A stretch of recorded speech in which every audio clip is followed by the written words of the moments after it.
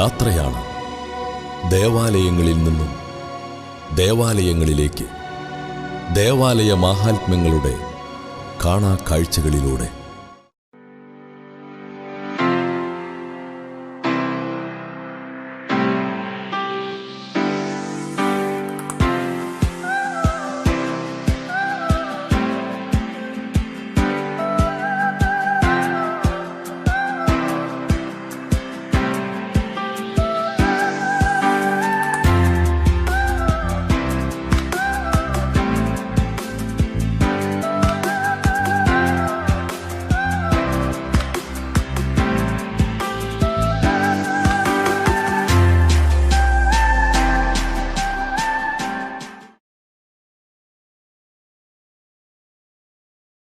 തിരുഹൃദയ ദേവാലയം, കോതാട്.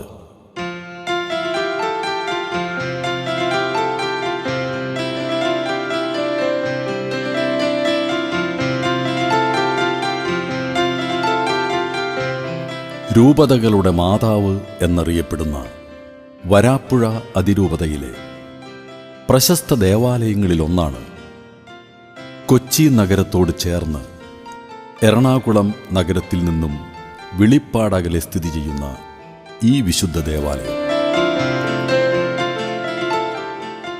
പ്രധാന റോഡിനോട് ചേർന്നുള്ള തിരുഹൃദയ കപ്പേള,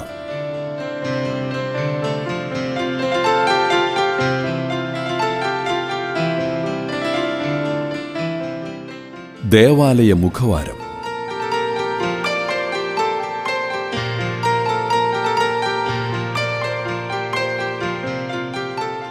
മുകളിൽ സ്ഥാപിച്ചിട്ടുള്ള കുരിശുകൾ,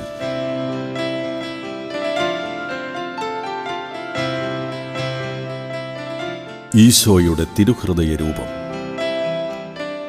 സ്വജീവൻ നൽകിയും തൻ്റെ കുഞ്ഞുങ്ങളെ സംരക്ഷിക്കുന്ന പെലിക്കൻ പക്ഷിയുടെ ചിത്രീകരണം രക്ഷകനായ യേശുവിൻ്റെ പ്രതീകം കൂടിയാണ്. ദേവാലയ മുഖവാരത്തിൽ നമുക്കിത് കാണാം.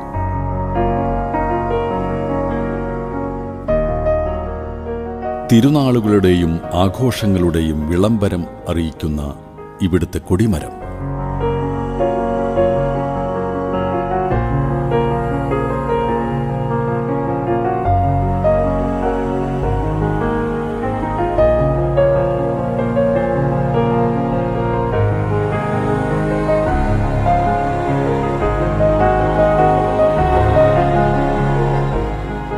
മോണ്ടളത്തിൽ നിന്ന് പുറത്തേക്കുള്ള കാഴ്ച.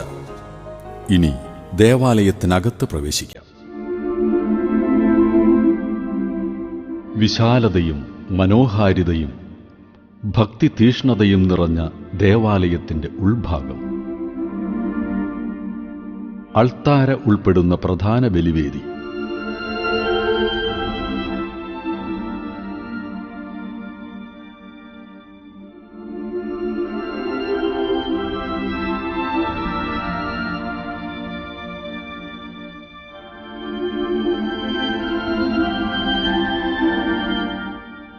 ബലിവേദിയുടെ നടുവിൽ സ്ഥാപിച്ചിട്ടുള്ള ഈശോയുടെ ക്രൂശിത രൂപം.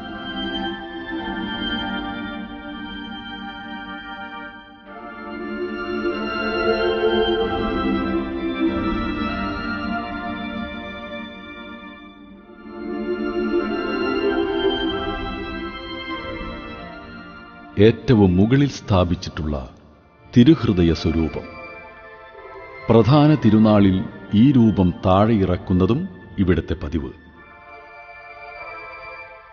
ഈ എപ്പിസോഡിന്റെ അവസാന ഭാഗം നമുക്കത് കാണാൻ കഴിയും.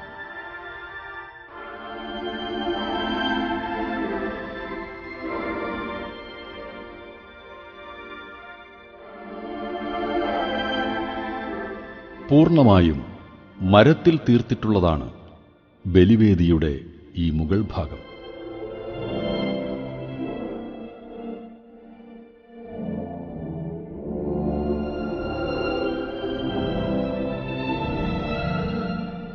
ഇവിടുത്തെ സക്രാരി,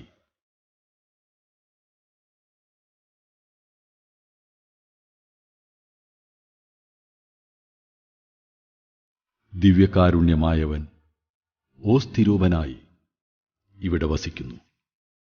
വരുവിൻ, വണങ്ങാം, ആരാധിക്കാം.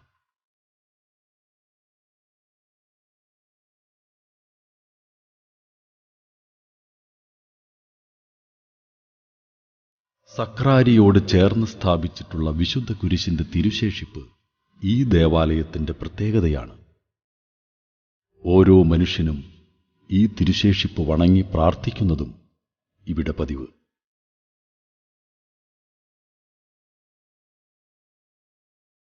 കിന്നരവും തപ്പും മീട്ടി ദൈവത്തെ സ്തുതിക്കുന്ന മാലാഖമാരുടെ ഈ ചിത്രീകരണം ബലിവേദിയെ കൂടുതൽ പ്രാർത്ഥനാരൂപി നിറഞ്ഞതാക്കുന്നു.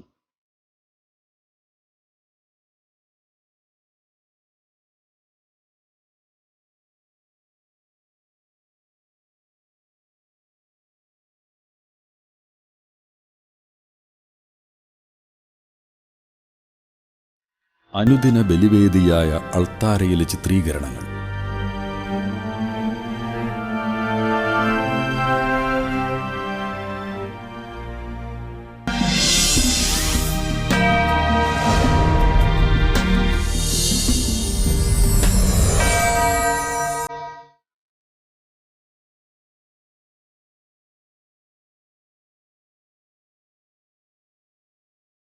പ്രധാന ബലിവേദിയുടെ ഇടതുഭാഗത്ത് തീർത്തിട്ടുള്ള പരിശുദ്ധ മാതാവിന്റെ തിരുസ്വരൂപം.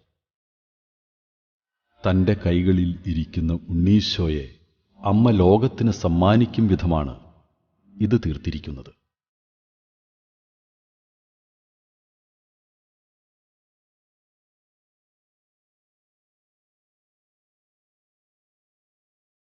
ഇങ്ങനെ ഓരോ വ്യക്തിക്കും ആത്മീയ ഉണർവും ഭക്തിസാന്ദ്രമായ ഒരാനന്ദവും ഈ ദേവാലയത്തിന്റെ ഉൾഭാഗം നൽകുന്നു.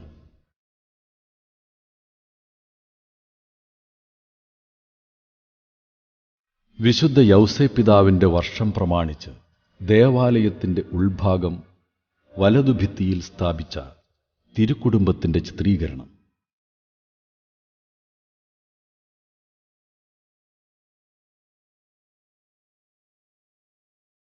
ഇടതുവശം തീർത്തിരിക്കുന്ന യേശുവിന്റെ ജ്ഞാനസ്നാന ചിത്രം.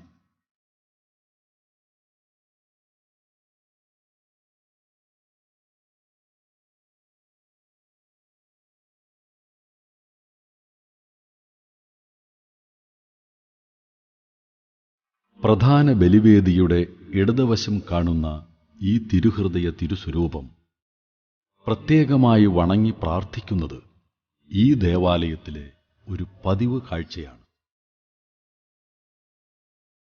കരയുന്നവരുടെയും ഹൃദയം തകർന്നവരുടെയും പ്രാർത്ഥനകൾ ദൈവം യഥാസമയം കേൾക്കുകയും അതിനുത്തരം നൽകുകയും ചെയ്യുന്നു. അതുകൊണ്ട് തന്നെയാവണം കോതാട് ഈ തിരുക്കുടുംബ ദേവാലയത്തിലെത്തുന്ന ഓരോ വിശ്വാസിയും ഈ സ്വരൂപത്തിനു മുമ്പിൽ ഹൃദയപൂർവ്വം പ്രാർത്ഥിക്കുന്നത്.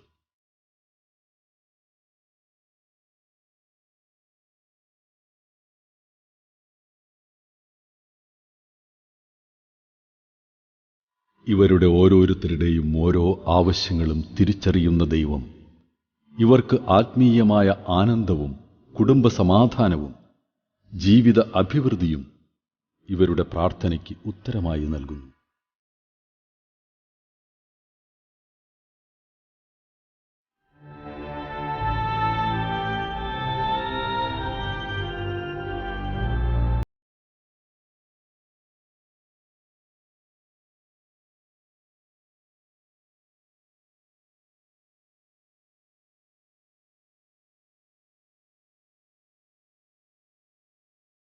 എറണാകുളം നഗരത്തിൽ നിന്ന് ഒരു വെളിപ്പാടകലെ മാത്രം സ്ഥിതി ചെയ്യുന്ന ഈ കോതാട് പ്രദേശം ഗ്രാമീണതയുടെ ശാലീനത, വിശുദ്ധി മുറ്റി നിൽക്കുന്ന ഒരു ഇടം കൂടിയാണ്. ജാതി മത ഭേദമന്യേ ഹൃദയ ഐക്യത്തിൻ്റെ ഇഴചേർത്ത് ജീവിക്കുന്ന, സ്നേഹത്തിൽ ജീവിക്കുന്ന ഒരു പറ്റം ആളുകൾ. ഏതാണ്ട് 1200ഓളം കുടുംബങ്ങളാണ് ഈ കോതാട് കരയിൽ ഉള്ളത്. അതിൽ 900ഓളം കുടുംബങ്ങളും കോതാട് ഇടവക അംഗങ്ങൾ തന്നെയാണ്. മറ്റുള്ളവരാകട്ടെ കോതാട് ഇടവകയുടെ ഔദ്യോഗിക അംഗങ്ങളല്ലെങ്കിൽ പോലും ഇടവക ജനങ്ങളെപ്പോലെ തന്നെ ദേവാലയത്തെ വല്ലാതെ നെഞ്ചോട് ചേർത്ത് സ്നേഹിച്ച് മുന്നോട്ട് പോകുന്ന ഒരു കുടുംബം കണക്കെ മുന്നോട്ട് പോകുന്ന ആളുകളും ജാതിയുടേതോ മതത്തിൻ്റേതോ വർണ്ണത്തിൻ്റെയോ വർഗത്തിൻ്റെയോ യാതൊരു വിധത്തിലുള്ള വിവേചനങ്ങളും കൂടാതെ സ്നേഹത്തിൻ്റെ ഇഴയടുപ്പം കാത്തുസൂക്ഷിക്കുന്ന ഒരു പറ്റം ആളുകൾ തിങ്ങിപ്പാർക്കുന്ന ഇടമാണ് കോതാട് ഇടവക.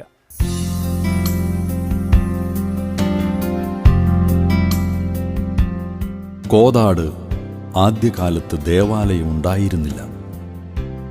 അനുദിന ബലിയർപ്പണത്തിനും മറ്റും ഇവിടുത്തെ ആളുകൾ കിലോമീറ്ററുകൾക്കപ്പുറമുള്ള വരാപ്പുഴ പള്ളി എന്നറിയപ്പെടുന്ന Our Lady of Mount Carmel and Saint Joseph Church എന്ന ഇന്നത്തെ മൈനർ ബസിലിക്കയിലാണ് പോയിക്കൊണ്ടിരുന്നത്.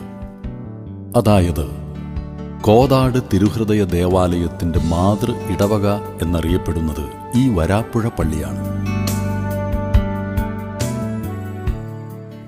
കോതാട് എറണാകുളം ജില്ലയിലെ ദ്വീപ സമൂഹങ്ങളിൽപ്പെട്ട പഞ്ചായത്തുകൾ ആയ കടമക്കുടിയിലെ ഒരു ദ്വീപാണ് കോതാട്, കോരാമ്പാടം, കണ്ണനാട്. 3 ദ്വീപുകളാണെങ്കിലും ഇത് ഒറ്റ ദ്വീപായിട്ടാണ് കണക്കാക്കപ്പെടുന്നത്. നഗരത്തോട് ചേർന്ന് കിടക്കുന്ന ഗ്രാമീണ സുന്ദരമായ ഒരു ഗ്രാമമാണിത്. പെരിയാറിൻ്റെ ഓരത്ത് സ്ഥിതി ചെയ്യുന്ന ഈ ഗ്രാമത്തിൽ കോതാട്, കോരാമ്പാടം, കണ്ടനാട് ഈ ദ്വീപുകളിൽ നിന്നും യാത്രയ്ക്ക് ഉപയോഗിച്ചിരുന്നത് വഞ്ചിയും പിന്നീട് ബോട്ടും പിന്നീട് ചിറ്റൂർ കോതാട് പാലം വന്നതോടുകൂടി ബസ്സും യാത്രാ സൗകര്യമായി ഉപയോഗിച്ച് തുടങ്ങി. ദേവാലയത്തോട് ചേർന്നൊഴുകുന്ന ഈ പെരിയാർ നദി മനോഹരമായൊരു കാഴ്ചയും പ്രദേശത്തിൻ്റെ അക്ഷയ ജലസ്രോതസ്സുമാണ്.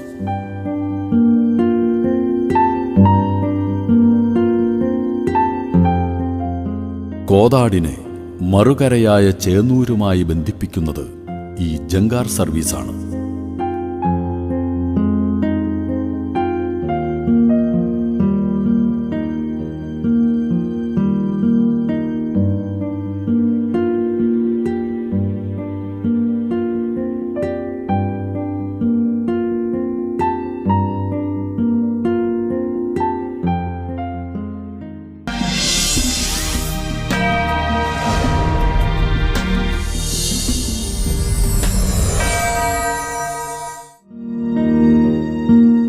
ആയിരത്തി 1882 വരാപ്പുഴ പള്ളിയുടെ കുരിശുപള്ളിയായിട്ടാണ് ഈ കോതാട് ആദ്യത്തെ പള്ളി സ്ഥാപിതമാകുന്നത്. പള്ളിയുടെ തറ ആദ്യം മണലും പിന്നീട് ചാണകം മെഴുകിയതും ആയിരുന്നുവെന്ന് ചരിത്രം സൂചിപ്പിക്കുന്നു. ഓലമേഞ്ഞ ആ കെട്ടിടം ചാണകം മെഴുകിയ നിലത്തോടുകൂടി ആ കെട്ടിടം വളരെ കാലം പ്രവർത്തിച്ചു. അഭിവന്യ ഡോക്ടർ ലയനാർഡ് മെല്ലാനോ OCD വരാപ്പുഴ മെത്രാപ്പോലിത്ത ആയിരുന്ന കാലത്താണിത്. പിന്നീട് ഇവിടത്തെ തന്നെ കൈക്കൂട്ടത്തിൽ കാക്കി വക്കോ സൗജന്യമായി നൽകിയ ഭൂമിയിലാണ് 1902 മുതൽ ഒരു പള്ളി നിർമ്മാണത്തിനുള്ള ഒരുക്കങ്ങൾ കൂട്ടിയത്.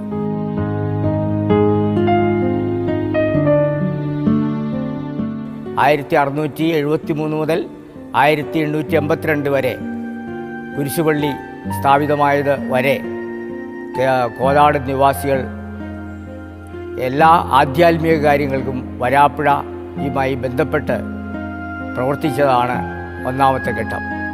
രണ്ടാമത്തെ ഘട്ടം കുരിശുപള്ളി സ്ഥാപിച്ചത് മുതൽ പുതിയ പള്ളി അനുവദിക്കുന്ന 1902 വരെ ഉള്ള കാലഘട്ടമാണ്.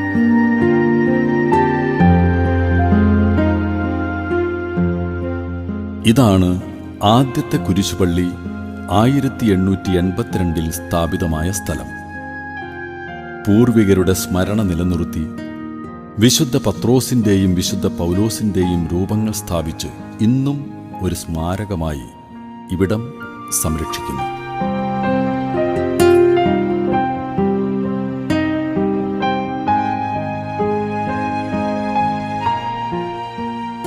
അഭിവന്യ ഡോക്ടർ ബെർണാഡ് അർഗ്വിൻ വരാപ്പുഴ മെത്രാപ്പോലിത്ത ആയിരുന്ന കാലത്ത് 1902 ജൂലൈ 1 ഈ കോതാട് ദേവാലയം സ്വതന്ത്ര ഇടവകയായി പ്രഖ്യാപിക്കപ്പെടുന്നത്. ഇന്നത്തെ നവീനമായ ദേവാലയത്തിൻ്റെ ഒരു ഉൾഭാഗ കാഴ്ച കർമാനുഷ്ഠാനങ്ങളെക്കുറിച്ച്. അനുദിന ദിവ്യബലി അർപ്പിക്കപ്പെടുന്നത് 6:15 അതിന് മുന്നോടിയായിട്ട് ദിവ്യബലിക്ക് ഒരുക്കമായിട്ട് ഒരു അരമണിക്കൂർ ആരാധന 5:45 എല്ലാ ദിവസവും നടത്തുന്നു. പ്രത്യേകമായി വെള്ളിയാഴ്ച ദിവസങ്ങളിൽ ദിവ്യബലിക്ക് ശേഷം തിരുഹൃദയനാഥനോടുള്ള നൊവേനയും തുടർന്ന് ആരാധനയും അർപ്പിക്കപ്പെടുന്നു. ഞായറാഴ്ച ദിവസങ്ങളിൽ അമ്മ ദേവാലയത്തിൽ 3 ദിവ്യബലികളാണ് അർപ്പിക്കപ്പെടുന്നത്. രാവിലെ 7 മണിക്കും തുടർന്ന് 9 മണിക്ക് കുട്ടികൾക്കും വേണ്ടിയിട്ടും വൈകിട്ട് 6 മണിക്കും ദിവ്യബലി അർപ്പിക്കപ്പെടുന്നു. കോതാട് ഇടവയ്ക്ക് 8 കപ്പേളകളാണ് ഉള്ളത്. അതിൽ കോരാമ്പാടത്ത് സ്ഥിതി ചെയ്യുന്ന മാതാവിന് സമർപ്പിക്കപ്പെട്ടിട്ടുള്ള ദേവാലയം, അവിടെ എല്ലാ ദിവസവും 6:30 ദിവ്യബലി അർപ്പിക്കപ്പെടുന്നു. പ്രത്യേകമായി ബുധനാഴ്ച ദിവസങ്ങളിൽ ദിവ്യബലിക്ക് ശേഷം നൊവേനയും തുടർന്ന് ആരാധനയും അർപ്പിക്കപ്പെടുന്നു. ഒപ്പം നമുക്ക് കോതാട് തന്നെ മറ്റൊരു ദേവാലയം കൂടിയുണ്ട്. വിശുദ്ധ അന്തോണിസിന് വേണ്ടി സമർപ്പിക്കപ്പെട്ടിട്ടുള്ള ഒരു ദേവാലയം. അവിടെ എല്ലാ ചൊവ്വാഴ്ചകളിലും വിശുദ്ധ അന്തോണിസിന് വേണ്ടിയിട്ടുള്ള ഒരു ദിവ്യബലിയും ഒപ്പം നൊവേനയും ഒക്കെ അർപ്പിക്കപ്പെടുന്നു.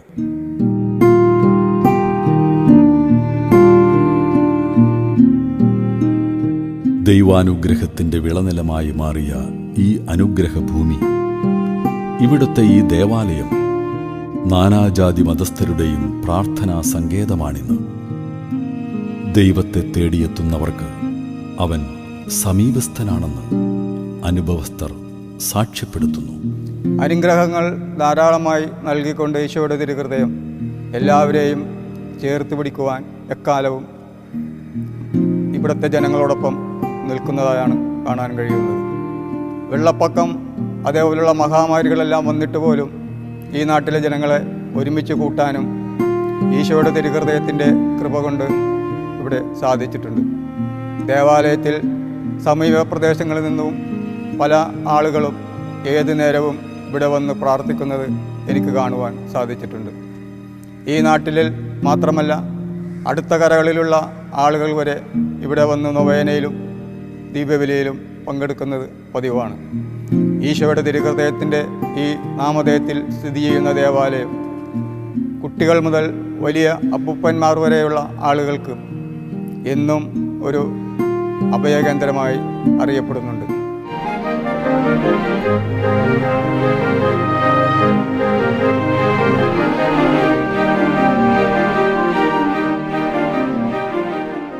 പുഴയോട് ചേർന്നുള്ള ഗ്രൗണ്ട്, ഇവിടുത്തെ കൊടിമരം, തിരുഹൃദയ സ്വരൂപം 2016 ചമ്മണിക്കോടത്ത് ദേവസി ആൻഡ് റോസി മെമ്മോറിയൽ സ്മാരകമായി നിർമ്മിച്ചു നൽകിയതാണ് ഈ നടവഴിയും മറ്റും.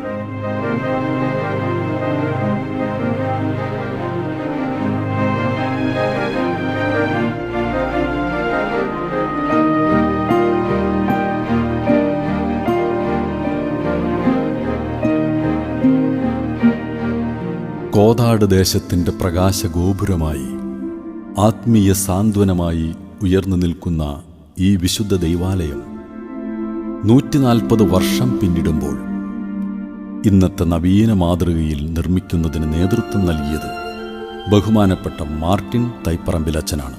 ഞാൻ ഈ ഇടവകയിലെ വികാരിയായി വന്നതിന് ശേഷം നടന്ന ആദ്യത്തെ പാരിഷ് കൗൺസിലിൻ്റെ യോഗത്തിൽ ഏതാണ്ട് 1 മാസം പോലും ആയിട്ടില്ലാത്ത സമയത്താണ് പാരിഷ് കൗൺസിൽ നടക്കുക. ഈ പാരിഷ് കൗൺസിലിൻ്റെ യോഗത്തിൽ അന്ന് കൂടിയിരുന്നവർ ഒരേ മനസ്സോടെ ഒരേ ആശയോടുകൂടെ എന്നോട് ആവശ്യപ്പെട്ട ഒരു കാര്യം ഇതായിരുന്നു: അച്ഛ, നമ്മുടെ ദേവാലയം കുറച്ചുകൂടെ വിസ്തൃതമാക്കണം. അങ്ങനെ ഇരിക്കുമ്പോഴാണ് ദേവാലയ നവീകരണത്തെക്കുറിച്ചുള്ള പദ്ധതികൾ ഞങ്ങൾ ആരാഞ്ഞത്. അങ്ങനെ വന്ന ഒരാശയമായിരുന്നു 140-ാം തിരുനാൾ ഇടവകയിലെ അമ്മമാർ ചേർന്ന് പ്രസിദ്ധേന്തിമാരായി നടത്തുവാനുള്ള ഒരാശയം. അങ്ങനെ ഇടവകയുടെ 3 പ്രദേശങ്ങളിൽ, കണ്ടനാട്, കോരാമ്പാടം, കോതാട് എന്ന് പറയുന്ന 3 പ്രദേശങ്ങളിൽ അതാത് പ്രദേശങ്ങളിലുള്ള അമ്മമാരെ വിളിച്ചുകൂട്ടി ഇടവകയുടെ നവീകരണത്തിൻ്റെ ആഗ്രഹവും ഒപ്പം പ്രസുതേന്തിയാകാനുള്ള ആവശ്യവും ചേർത്ത് വെച്ച് ഒരു പദ്ധതി അവരുടെ മുൻപിൽ അവതരിപ്പിച്ചു. ഈ 614 പ്രസുതേന്തിമാരിൽ ഏറിയ ഭാഗം ആളുകളും തങ്ങൾ ഏറ്റെടുത്ത ഉത്തരവാദിത്വം വളരെ ഭംഗിയായി നിർവഹിക്കാൻ തുടങ്ങിയപ്പോൾ ദേവാലയത്തിൻ്റെ നവീകരണ പ്രവർത്തനങ്ങൾ ഇവിടെ ആരംഭം കുറിക്കുന്നതിന് വേണ്ടി സജ്ജമായി.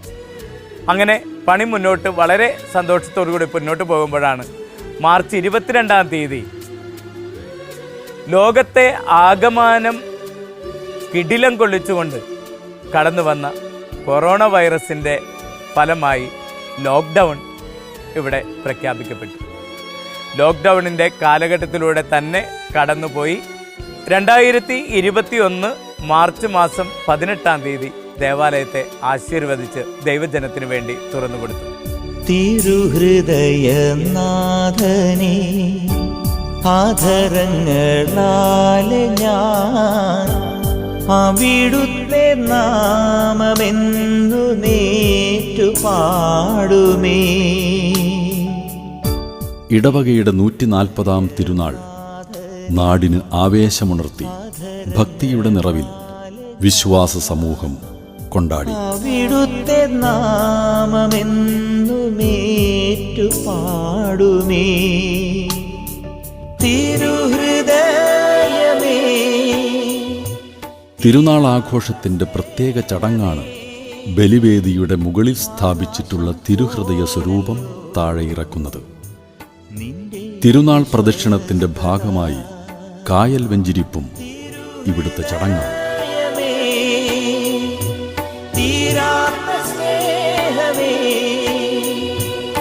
ആകാശം പോലല്ലോ നിന്റെ വിശ്വസ്തത, തിരുഹൃദയനാഥനേ, ആധരങ്ങളാലെ ഞാൻ അവിടുത്തെ നാമമെന്നു മേറ്റു പാടുമേ. എല്ലാത്തിനും എല്ലാ കാര്യങ്ങളിലും സഹകരിച്ച് മുന്നോട്ട് പോകുന്ന ഈ നല്ല മനുഷ്യരുടെ കത്തിച്ചു വയ്ക്കപ്പെട്ട ദീപം പോലെ, മലയിൽ ഉയർത്തപ്പെട്ട ഗോപുരം പോലെ, അണിഞ്ഞൊരുങ്ങിയ മണവാട്ടിയെപ്പോലെ ഈ ദേവാലയം ഇവിടെ നവീകരിച്ച് സ്ഥിതി ചെയ്യുന്നു.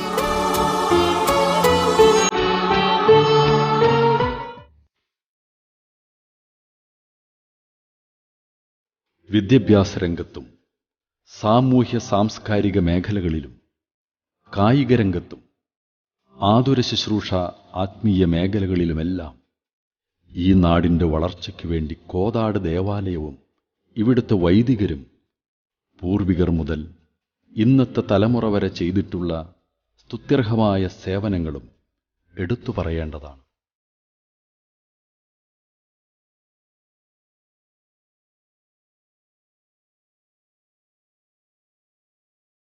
നൂറ്റാണ്ടുകളുടെ ചരിത്രമുറങ്ങുന്ന ഈ വിശുദ്ധ ദേവാലയത്തിൻ്റെ ചരിത്രം ഞാനിവിടെ അവസാനിപ്പിക്കുന്നു. ഞാൻ പറയാൻ ബാക്കി വച്ച ചരിത്രത്തിൻ്റെ ശേഷിപ്പുകൾ ഇനിയും ഇവിടെയുണ്ട്. അത് നിങ്ങൾ നേരിൽ വന്ന് തിരിച്ചറിയുക. കുരിശുപള്ളി സ്ഥാപിതമായ ആദ്യകാലത്ത് സേവനം ചെയ്ത വരാപ്പുഴ പള്ളിയിൽ നിന്നുള്ള വൈദികരെയും, സ്വതന്ത്ര ഇടവകയുടെ ആദ്യത്തെ വികാരി ക്ലമൻ ഡിക്കുഞ്ഞ അച്ഛൻ മുതൽ ഇപ്പോഴത്തെ വികാരി വരെയുള്ള എല്ലാ വൈദികരെയും സഹവികാരിമാരെയും ആത്മീയ ഭൗതിക സേവനം ചെയ്ത സന്യസ്തരെയും ഇടവകയുടെ വളർച്ചയ്ക്കു വേണ്ടി അക്ഷീണം പ്രവർത്തിച്ച എല്ലാ വ്യക്തികളെയും ഹൃദയപൂർവ്വം സ്മരിച്ച് തിരുഹൃദയത്തിൻ്റെ എല്ലാ അനുഗ്രഹവും ഓരോ പ്രേക്ഷകനും ആശംസിച്ച് കോതാടിനോട് ഞാൻ വിട പറയുന്നു. വീണ്ടും കാണാം അടുത്ത ദേവാലയത്തിൽ, അടുത്തയാഴ്ച ഇതേ ദിവസം ഇതേ സമയം. കാത്തിരിക്കുക ദേവാലയങ്ങളിലൂടെ. നിങ്ങളുടെ ദേവാലയങ്ങളെ ഈ പ്രോഗ്രാമിൽ ഉൾപ്പെടുത്തുന്നതിന് വിളിക്കേണ്ട നമ്പർ 0480 2700 893 860 642 0099.